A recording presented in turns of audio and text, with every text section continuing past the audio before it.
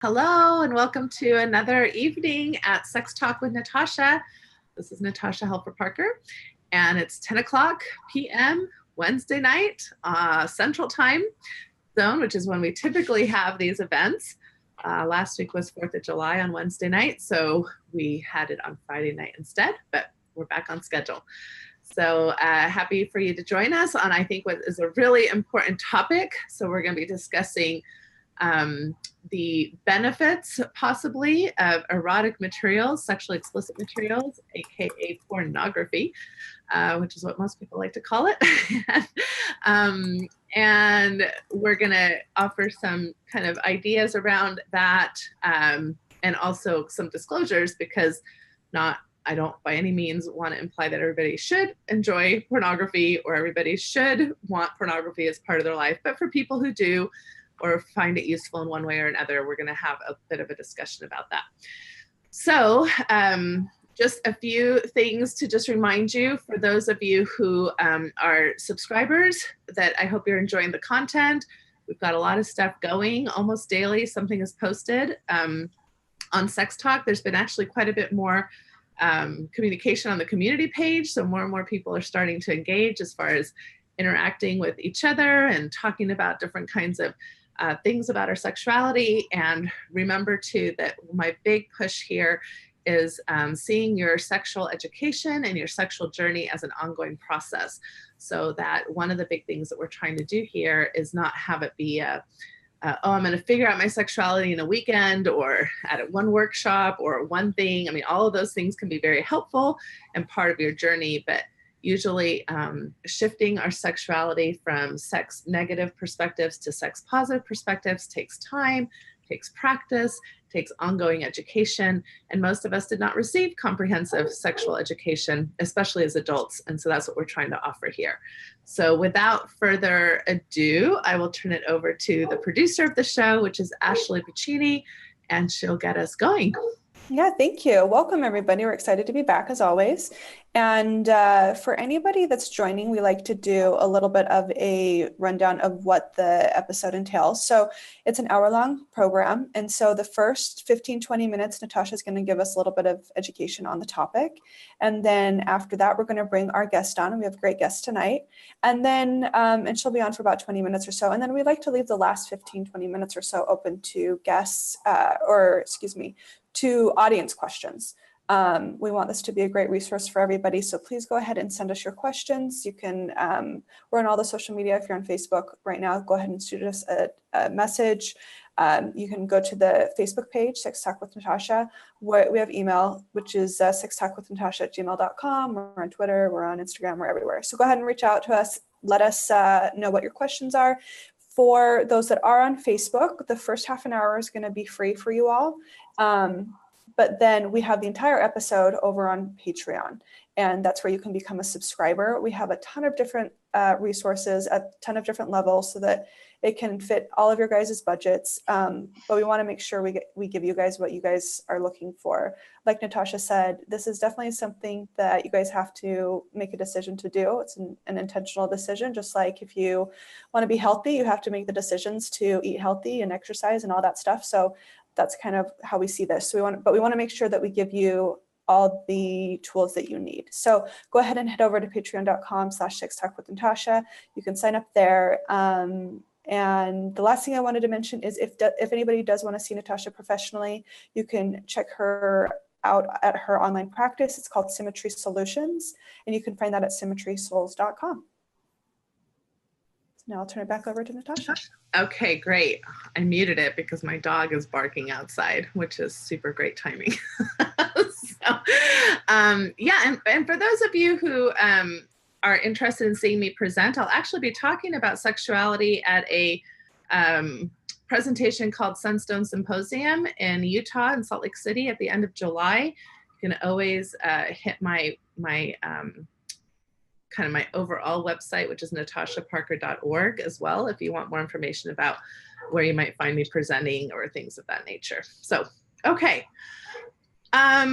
All right, so let's get started with the topic. So first and foremost, I know that pornography is a very kind of taboo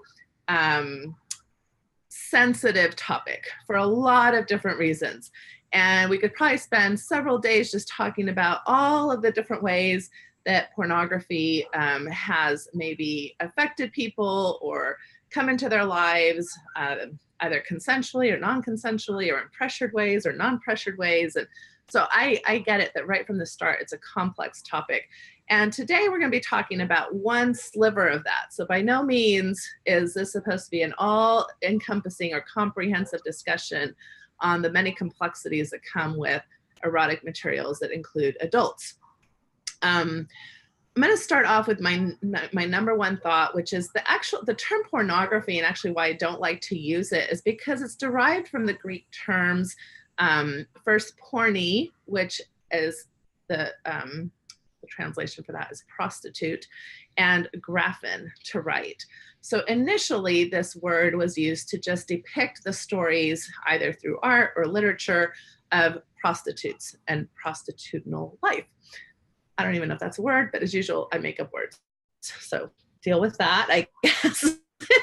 And so I think that it comes from already from a very morally judgmental kind of language. And it definitely carries a lot of morally judgmental baggage in our society at large. So I prefer the term sexually explicit material. I'm not expecting my guest to use that term necessarily every single time she wants to say porn. and I will probably use it interchangeably as well because it's a slang word. But I do prefer the term sexually explicit material or erotica. And what we mean by these materials, which it's always interesting to me, I've gone to several conferences now where they show a bunch of pictures and they have you click, like a vote whether or not it's considered porn or not. And even amongst professionals, you get lots of different ideas of what even constitutes pornography or what it actually means. So the working definition that I'm going to be working on today is just any material that is created and specifically marketed with the intention to stimulate sexual arousal or desire. Okay, so that's kind of the intention of the producer or the people who are involved in creating the materials to begin with. Because there are lots of nudes or, sensual types of art or literature, things that maybe that wasn't necessarily the intent of the creator, even though we can find things like that still erotic and arousing. So it just, it differs. So my number 2 point, which I kind of already started with, is I am by no means suggesting that everyone should enjoy sexually explicit materials or that everybody should be using it, or that somehow if you use sexually explicit materials in your sexual life, that somehow you're more advanced or better than or more open-minded or anything along those lines. So some people use it, some people don't. There's lots of reasons why people use it, why people don't. And that leads me to my number 3 point, which I say this a lot about all kinds of behaviors. Let's not blame a particular word for bad human behavior. So you can use missionary style position sex in criminal ways, and you can use it in phenomenal ways. You can use the creation of sexually explicit materials in ethical, even feminist ways. You can use it in ways that are exploitative and criminal, right? You can use masturbation in ways that are not helpful or healthy in your life and not in balance with your life. You can use masturbation in ways that really helps you manage stress, et cetera, right? So I think sometimes we take these words and they come loaded with a lot of morality and a lot of judgment and a lot of folklores and myths and even fear tactics, which we know is part of our sexual culture. And we forget to take away some of the more complex matters. So, I often hear, for example, that pornography is super objectifying to women, but I don't see anybody fighting the new makeup industry, right? So that's incredibly objectifying to women, but because it involves sexual acts or scenes, people tend to have a lot more feeling and emotion and anxiety around industries that have sexually explicit materials versus many, many other industries that also objectify or have the potential to objectify women. Because again, not all pornography objectifies women. And there's actually quite a few new feminist pornographers and people who are coming up with queer pornography and inclusive pornography and diverse pornography. And actually the #1 growing form of pornography is all of us, because we're all voyeuristic and exhibitionistic. And there's plenty of stuff out there that people are just kind of enjoying posting and creating on their own for free as amateur porn. So it's actually a very interesting dynamic that's happening as we all have more access to, share our own materials on the web. All right. The next point I'll say is that the reality is that whether or not you feel like sexually explicit materials fall in line with your value system, or whether or not it's something you really want to be doing, most people respond to erotic material through erotic arousal. Okay, so when you hook people up to the machines that they do in research laboratories and you show sexually explicit materials, most people will actually have an arousal, a physiological arousal, which, remember, is different than desire. So that means you might get erect, you might get lubricated, your heart might start, beating faster, your eyes may do something different in your pupils. Those are all signs of sexual arousal. Even if you don't enjoy it, or even if you find it disgusting, so feelings can be different, that's different than what your physiology is doing. And so then the reality is that many people do find it enjoyable, but then there's oftentimes a conflict between that enjoyment or that arousal and their values or how they feel about what they're looking at, or whether or not they're used to looking at what they're looking at. And so there come in a lot of the conflicts that people feel about this. And the reality also is that although I know that there's a lot of concerns, and there definitely are things that we should be concerned in regards to sexually explicit materials, there are also lots of ways that people use sexually explicit materials in positive ways. It can help women with low desire or anorgasmia to reach orgasm, because it helps having more stimulus that is happening in the brain and their fantasies. It can just be fun, and a lot of couples can find it edifying to their relationship. It can be a great way to mitigate problems in monogamy with different desire. If you have different desire levels in your libido, in your partnership, or if you have different erotic templates in your partnership. Oftentimes, if they negotiate it well, it can be something that can help with those kinds of things. So the 3 things that I think get in the way for people who want to be able to use erotically or sexually explicit materials is 1, guilt that comes from a sex negative culture, a lot of mythology and folklore and fear tactics and research that's either not peer reviewed or has been correlated or meant to be something that it's not actually supposed to be. So we have a lot of misinformation around pornography.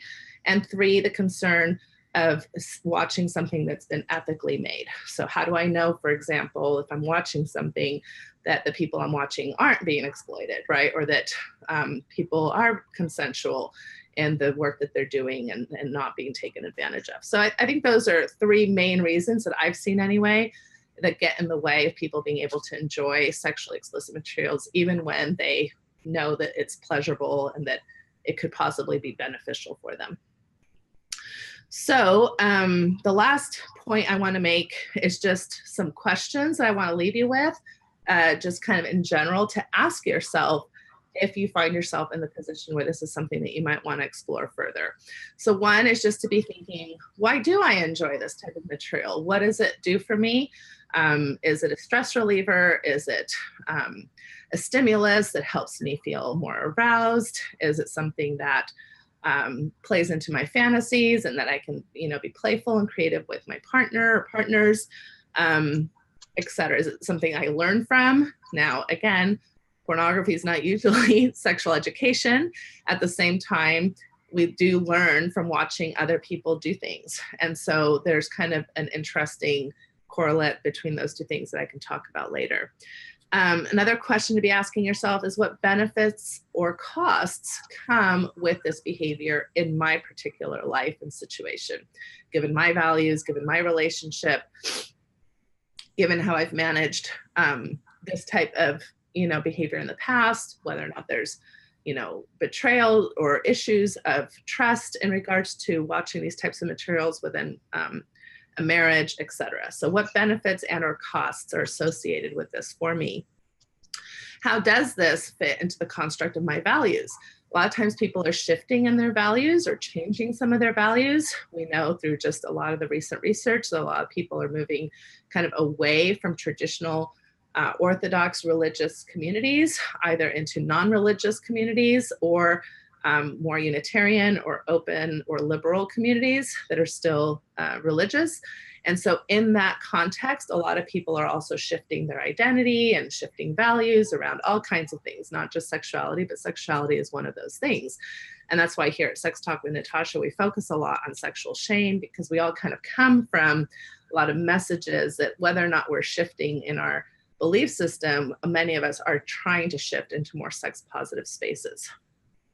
And then the last question I'm asking you to consider is this edifying me sexually or detracting from my sexuality? Is this edifying my relationship if I'm in a relationship, or is it detracting from my relationship? These are not usually easy yes, no answers, but they're good things to be thinking about, because remember, I'm not going to blame pornography for the fact that you're lying to your partner about whether or not you're watching pornography, okay? I'm not going to blame pornography for whether or not you have values in regards to pornography.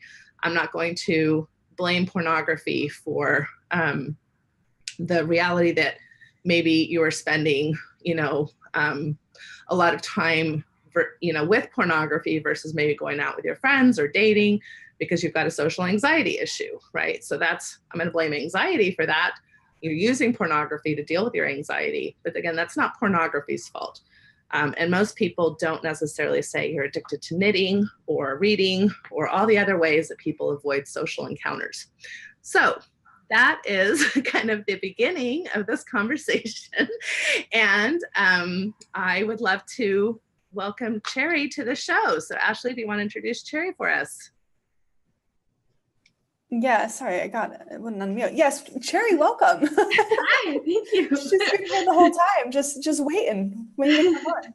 So yeah, thank you for joining. And I'm really excited about this topic, and just because it's so taboo, nobody talks about it. So I'm glad we have a guest coming on that's willing to talk about it. I'm thrilled. I'm thrilled that we're talking about this topic, and I'm thrilled that you're showing your face. And again, not that I want to shame anybody who doesn't want to show their face, because we do that plenty of times too, but I just love when we can have open conversations in a way that we're not, embarrassed to say, yeah, this is a question I have, or this is something I wonder about, or this is something I want to delve into. I just think that that's very brave and courageous, and I really appreciate it. So thanks for being with us. Well, thank you. So tell us a little bit about yourself and kind of, set up your questions for us. Yeah, this is pretty vulnerable for me, considering my background. I was raised LDS. Which for those I guess a little bit.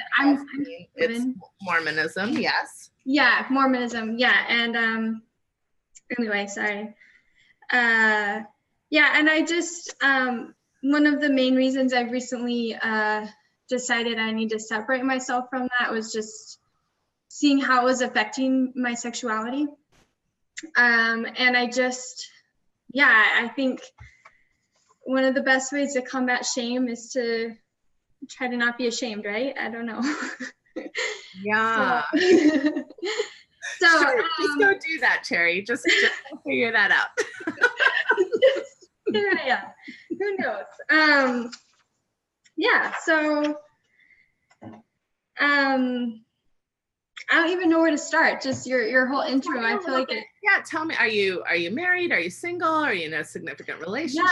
Yeah. Are you heterosexual? Are you lesbian? Just give us a little bit of background. Okay. Yeah, I have been married for 7 years to my husband. I don't know. I guess I've always thought of myself as heterosexual, something I'm figuring out. Yeah, and I have 3 beautiful little kids, and yeah, I just want to learn as much as I can about sexuality. Okay, so you feel like you come from a background that impeded some of that for you. Yeah, I think that there was just a lot about it that was clearly taught to me that there was no use learning about it because it was just bad. And so I want to learn about all those things and decide for myself if they're bad. Okay. Or good, or whatever, you know. All right. And what in particular brings you to this topic? Is this something that you've maybe played around with or seen some, Sure. you know, sexually explicit materials? What's been your experience, if you're comfortable sharing? Yeah, so I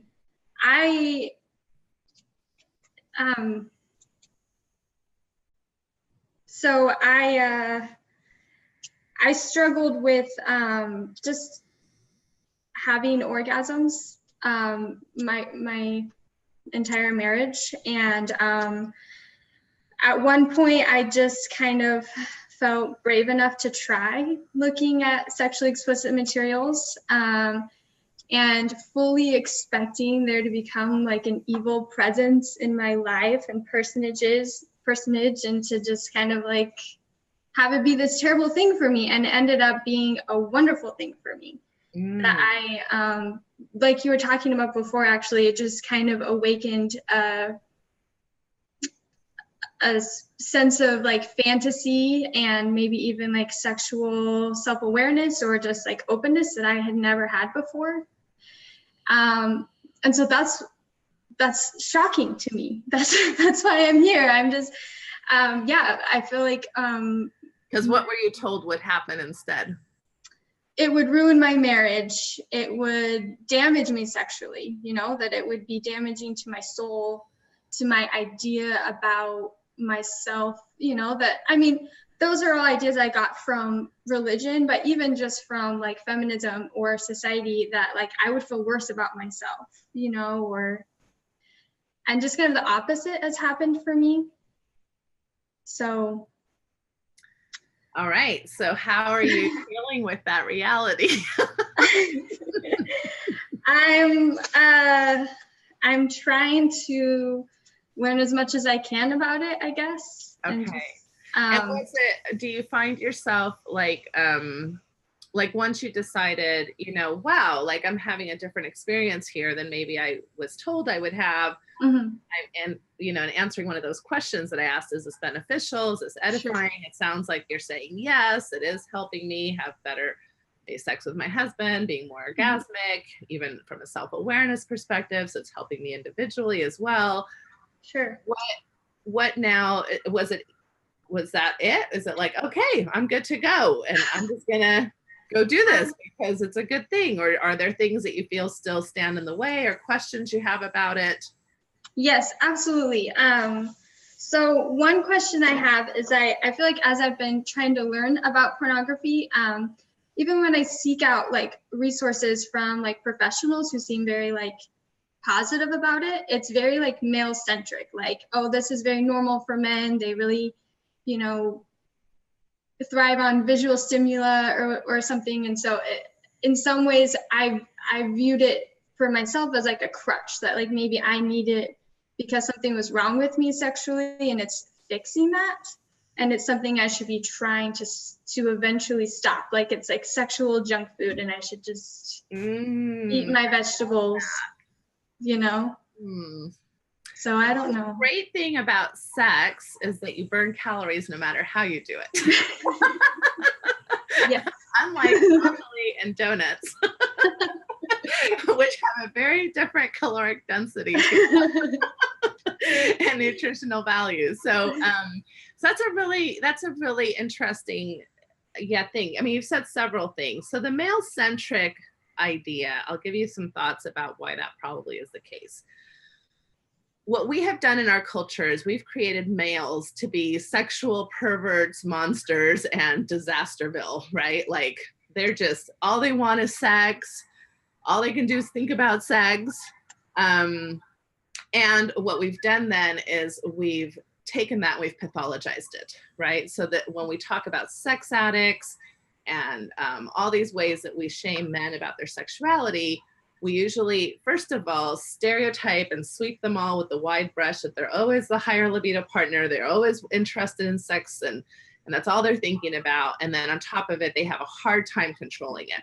So when you see people who are maybe professionals in the field kind of trying to challenge those narratives, it probably is somewhat male-centric, because primarily, like in all these sex addiction treatment centers that exist in our country, you know, a high percentage of that is men who are being treated for that because of these narratives. So if you have a woman who likes to look at porn and is interested in having sex, at least in a lot of parts of the culture, it's like, wow, that's exciting, that's cool, right? And so women aren't pathologized as much as men are. Men, it's like, that's a problem.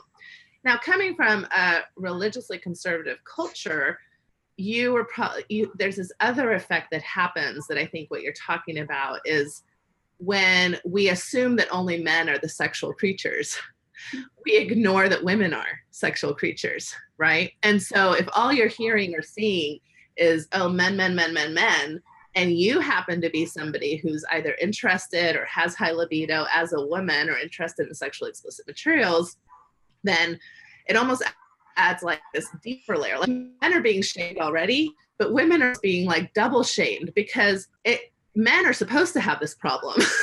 Women are not supposed to have this problem, right? And so, so we're creating kind of problems for both sexes, in the sense of both males are being shamed, but females are being shamed also, because if you happen to fall into that category of being sexually curious and interested, now you feel like, well, what's wrong with me, because nobody else is talking about this with the women. And that's a big part of why we don't see women in sex addiction treatment centers. So, and then on top of it, it's primarily white males who are being treated for sex addiction. And it's also primarily males who come from religiously conservative cultures. And it's also males who tend to be socioeconomically like either upper middle class or high middle class who are being treated for these disorders, which is really interesting, just kind of how the dynamics play out, how narratives play out in certain cultures. So I can imagine as you're looking for sex positive messages, there's a lot of people maybe coming from perspectives more like I do, more sex positive perspectives, but they're still just talking to men. Like, men shouldn't feel shamed. They shouldn't buy into this sexual addiction narrative. You know, they should be able to accept their sexuality and their sexual desire and things like that. And we're ignoring women on that side of the table too. So that's not necessarily a good thing. What I would say is that as far as visual stimuli, we're not as different as we thought we were. We're not. Oh. So really interesting research coming out. I always mention Dr. Nicole Prousey.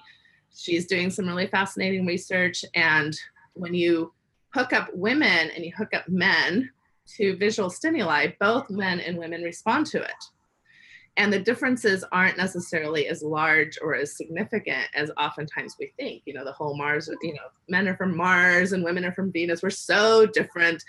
It's not really that true. I mean, there can be some stereotypical differences, and men tend to have a little bit more, you know, testosterone than women, but women have testosterone too. We all have hormones. We all have kind of ways that our bodies, you know, go ahead with sexual stimuli, and visual stimuli is something that both men and women will react to.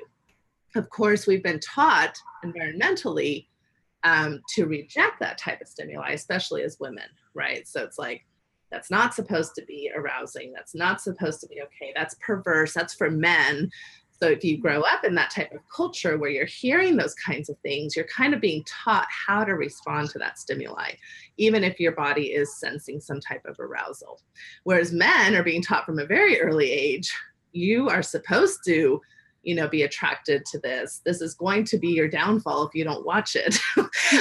And so it's a whole different message that men are having to navigate in general, right? So these are, again, stereotypes. Sure.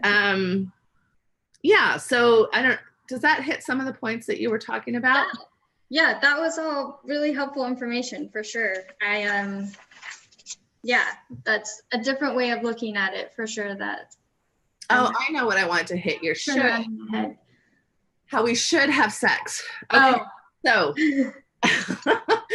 this is so important. I mean, I'm going to be coming out with a book just in a few weeks that talks all about sexual baggage. And this is one of the things that I talk about in there is this narrative about the right kind of sex. So who gets to decide, right? Who gets to decide what the right type of sex is? And we kind of went through this battle a bit with sex toys for a long time. They've been much more normalized now in today's culture. But before it was kind of like you're going to become addicted to the vibrator. And if you have an orgasm with a vibrator versus the man's penis, somehow that's a less quality orgasm than the penis orgasm or something along those lines. And a lot of people had a lot of myths and ideas around sex toys and things. So I'm a big proponent of figuring out how you are going to claim the type of authority in your life where you are going to get to decide what is the right type of sex for me, right? What works for me? What is exciting and fun for me? There is no right type of sex. There are people that enjoy eye-gazing type sex and more maybe vanilla type sex, and it works out for them and they're perfectly content with that. There's nothing wrong with that. A lot of times those people come in saying, what's wrong with me? Why don't I like more novelty? Why don't I like, more of this or that? I'm like, is it working? Yep. Okay. That's great sex. That's working out for you. Right. And then a lot of other, a lot of women will come in and say, the only way I know how to orgasm is, and I'm like, so you're having orgasms, right? Woo! And kind of this idea that I should be able to have an orgasm through penis penetration only, right? Or I shouldn't have to depend on my vibrator, or I shouldn't have to depend on watching erotic stimuli. Instead of changing the whole narrative around and saying, wow, I figured out something that really helps me in my arousal and my desire and my creativity. And I'm having more fun and more orgasms and more pleasure with this particular whatever it is as part of my toolbox, right? And my sexual toolbox. And seeing that as like a wow thing and like, look at me, aren't I cool that I found this out about myself? Instead of, oh, what's wrong with me? Why can't I have it the right way? And quite frankly, what we've been told about how to have sex the right way is through penis vagina penetration, which 75% of women do not reliably orgasm through that alone, and missionary style position, which is about baby making, and religious, types of or cultural constructs that tell you the right way to have sex. A lot of times oral sex was completely seen as unnatural. And a lot of that has to do with you can't make a baby with oral sex. And so, but here's a whole way of enjoying pleasure and becoming orgasmic that a lot of people have felt a lot of shame and guilt and cultural stereotyping around because it wasn't the right kind of sex. So I want you to throw that out. I want you to throw that in the trash. Okay. As far as the right type of sex, what should I be doing? What I want you to be thinking about is, am I having fun? Am I figuring myself out in new ways? Am I enjoying the process, right? Am I reaching orgasm if that's important to me? Is my partner enjoying themselves, right? And that's where you think about what's right for me. And that's going to be a little bit different for every single person that's out there. That's going to be your sexual fingerprint, if that makes sense. That's awesome.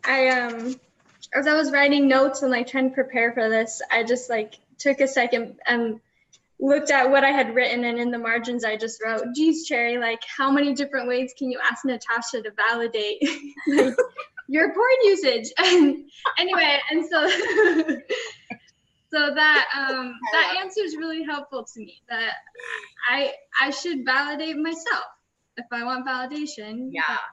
Yeah. I can validate myself. Absolutely. And I know it's time for us to probably wrap up the Facebook Live part, but what I'm going to talk about next is, because you mentioned this too, is how oftentimes professionals, cross boundaries. I think I did that prior to becoming a sex therapist and becoming certified and really training myself in that area. I had a lot of ideas of what I thought was healthy sexuality that quite frankly was biased by a lot of my own personal beliefs and by the culture at large. And so you'll see a lot of professionals having some interesting discussions, and it's hard to know then who to trust, because a lot of these are very well-known, renowned therapists who are having very different ideas about sexuality. So that's what I'm going to talk about a little bit as we go off of Facebook. Ashley, do you want to close us up for Facebook Live? I do. Thank you everybody on Facebook for joining. We're still going though. We're not done. Head over to Patreon, patreon.com/sextalk with Natasha. Again, you're going to get lots of benefits. Become a subscriber, and we're going to talk about sexually explicit material. That's right. That's what it is. Right? And I'm going to make a list of resources that include sex positive porn sites that are really getting a lot of rave reviews, both from an industry perspective, a feminist perspective, a queer perspective, and definitely do not include exploitation of sex workers. So that's a myth that we need to debunk right there, is that all sex workers are just automatically objectified or exploited. That's pretty much true of almost any job, because we go and work for other people. So we really need to watch some of our biases. Your point about them, there's a lot of women who feel very empowered and love the work that they do as sex workers. And it becomes an issue when certain feminists decide what's best for other women. And so that's something that I had to struggle with a lot myself, as far as debunking some of those myths. So we're going to delve into a lot of that. Hopefully you'll consider subscribing, because I love providing this resource and I can't do it without a bunch of subscribers. And like I said, you've got tons of resources coming your way if you decide to do that, really at any of the levels. So we will say goodbye to Facebook. Bye, everybody. Facebook. Thank you.